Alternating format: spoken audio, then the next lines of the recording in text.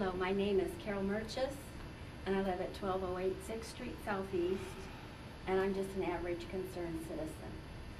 My husband and I moved here about a year ago from the Davenport Quad City area, and we are both retired. We wanted a smaller, friendlier, and family-oriented place to live in. What better place to pick than the home of the Music Man? We left the Quad Cities because of stuff like this. I would hate to think that it followed us here. Mason City has many, many great things going for it, and I would hate to see this blot put on the reputation of this community. Even if it might not be in the downtown area, I think that maybe one would lead to another and another and another. Mason City, as seen in tonight's meeting, is expanding and growing in different areas and trying to appeal to new young families. It does not need to go in this direction of gentlemen's clubs. It is also a waste of time and money on this subject. Thank you. Thank you.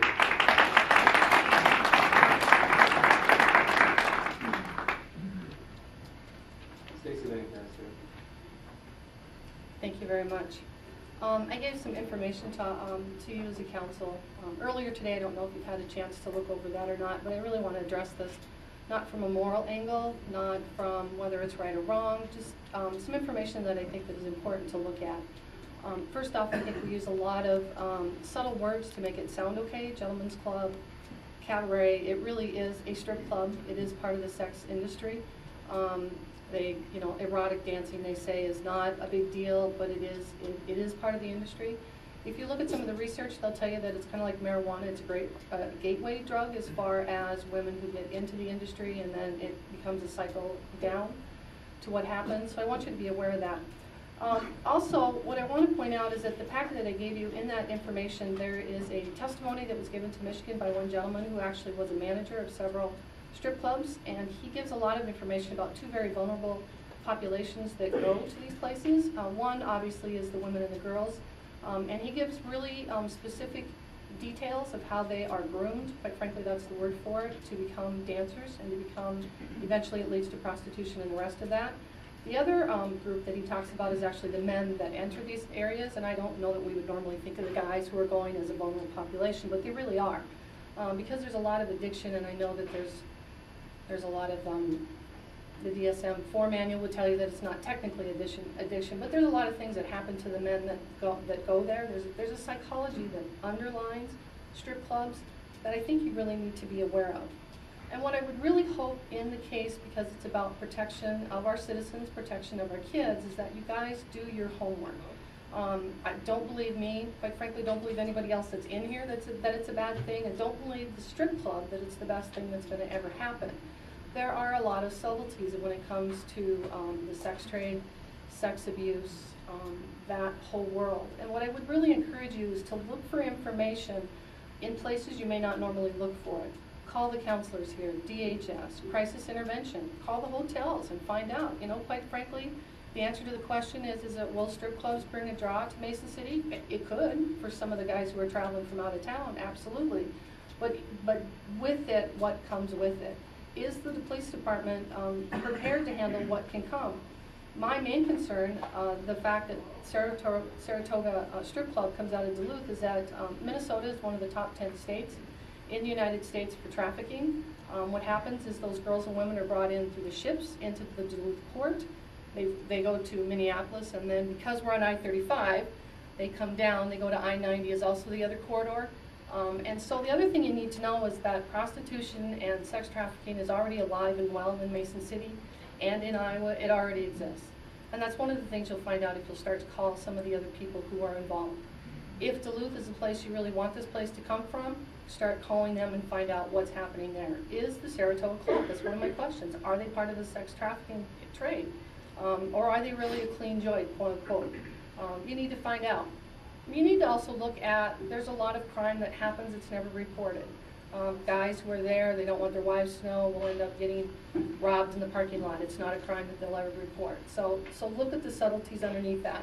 And to answer the question, although I love that there's a lot of people here, a lot of people are not going to be willing to tell you up front they support or don't support this. Sex is a really difficult thing to talk about. We have a hard time telling our kids about the mechanics of sex. People are not going to come forward because they're going to be asked questions about what happens in their home and what their beliefs are and the rest of that. It's a really difficult subject to talk about, and I hope you guys will do your homework and help protect those of us who are really vulnerable, because there's a lot more to this than I think most of you have maybe any idea about, and I would really support that. And if you need any help, call me. I'd be happy to help you with that. Thanks.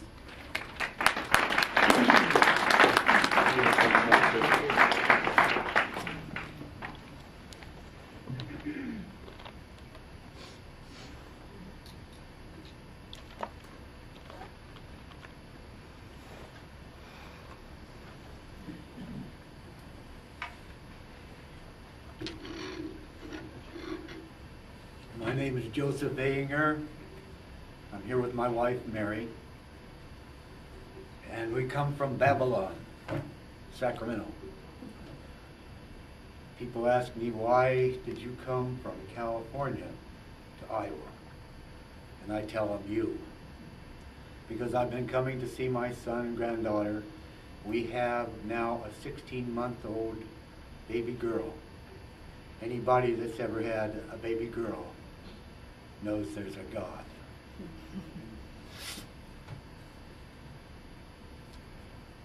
I drove a bus in Sacramento. It was to pick up the infirm and the old and the people with the lift bus like you have here, the bigger one. And then 12 years I watched Sacramento be better off if it had slipped into the ocean than what happened to it, because it was trying as fast as it could to become San Francisco. Watched.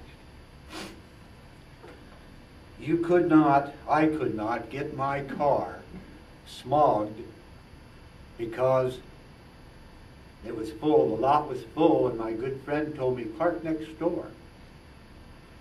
Well, next door is a sex toy shop, and they didn't care much about what they put in the window or what they said in the window. And my car, and my wife's car, both have Christian license plates. We still have them here in Iowa. I couldn't park there. I wonder about the police. It went from lots of dance clubs, lots of strip clubs. They didn't have to call them cabarets anymore. They didn't have to call them gentlemen joints and soften it up. They were filthy. They had prostitutes. And some other people told me, you walk in and you see these girls with the pole dancing, pick one. Which one you like? Pick one. What the girl said about where they're going to end up? Well, they'll end up on a bus coming to Mason City. That's what they're going to do. They're all gorgeous. I wanted to come up here and ask a question.